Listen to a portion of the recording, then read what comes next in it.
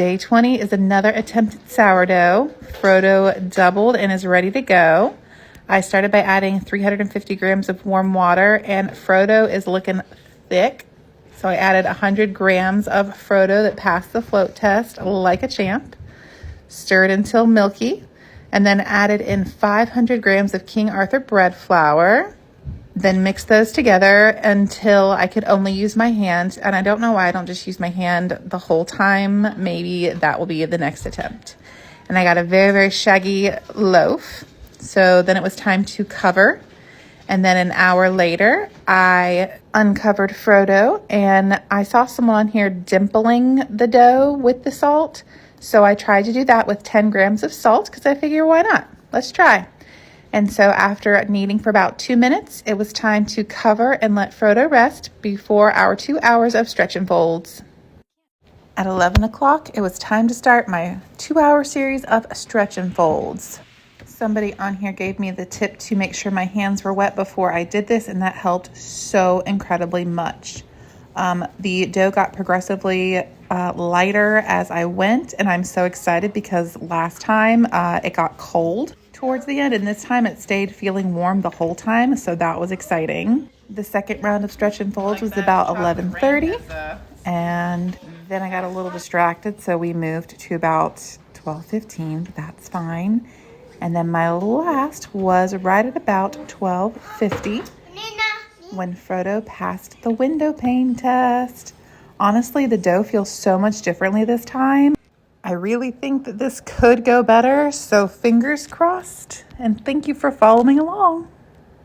And now it's time to wait for bulk fermentation. This time I let it go for roughly 7.5, 8 hours, and honestly, I checked it a few times before then, and it even looked better than the last time I did it, like even in the earlier stages. So I'm so excited for the progress.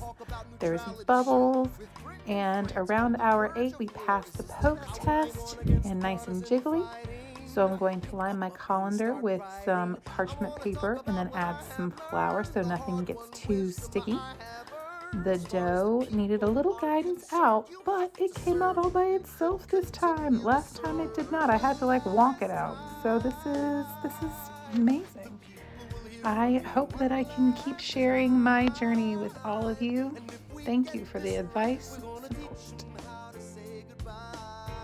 After cold proofing for almost 24 hours, I really thought Frodough was ready. Poke test looked good, I thought.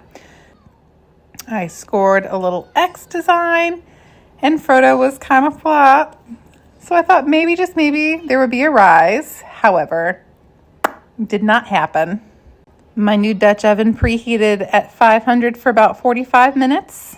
And then Frodough was in with the lid on for 20. And then the lid off for a total of 20. And this is the end result. A beautifully smelling hockey puck that is hollow, so once we cut in, we'll see the damage. I was a little anxious to cut into it at first because honestly, I was nervous. However, there are a lot more bubbles than last time, and it actually springs back up and I could hear the air. So this attempt was a successful experiment. Every time I'm getting better, and I'm so thankful for the advice that I'm getting. Hopefully next time, it'll be even better.